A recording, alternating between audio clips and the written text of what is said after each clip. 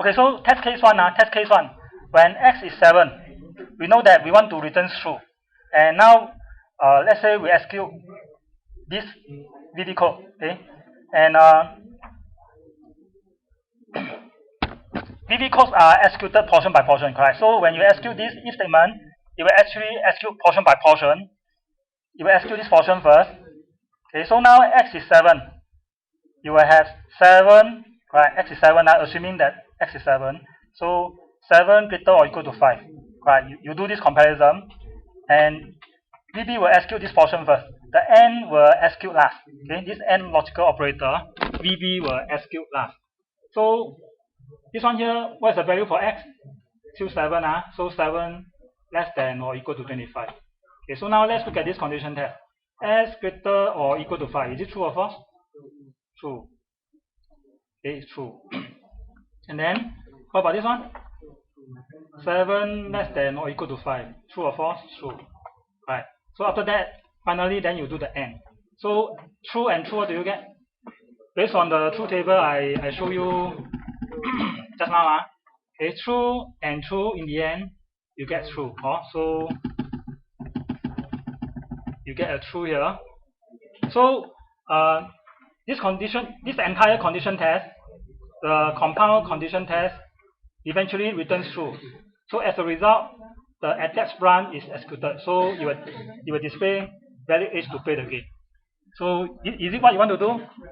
Yes, that's what you want to do, right? Because if the age is 7, which is between the range from 5 to 25, so you return true and you will execute the attached branch.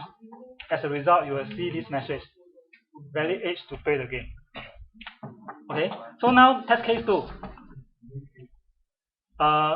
If the x is 26, okay, eventually what we want to achieve in our program is to return false, so that it doesn't display the valid age to play the game.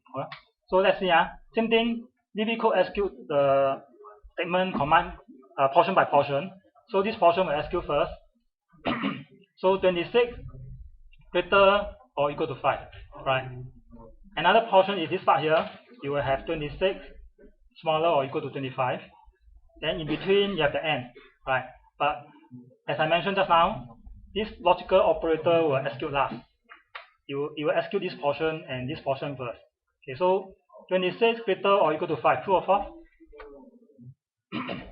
True. What about this one? 26 smaller or equal to 25, false. Then after that, true, you have to end it with the false. True and false, what do you get? False, based on the truth table. Okay, because now we are doing the AND logical operator. So as a result, because this compound condition test eventually returns false, so it does not display the valid age to play the game. Okay, so test case 3. Let's look at test case 3. Now let's say x is 4. That means it actually is still outside the range of 5 to 25, right? So it's return false. So let's see what happens when you execute this if statement.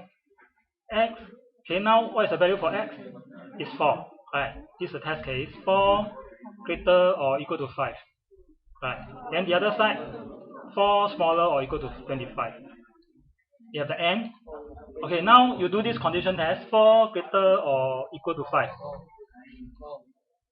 False, This one? True. Then after that, false and true. What do you get?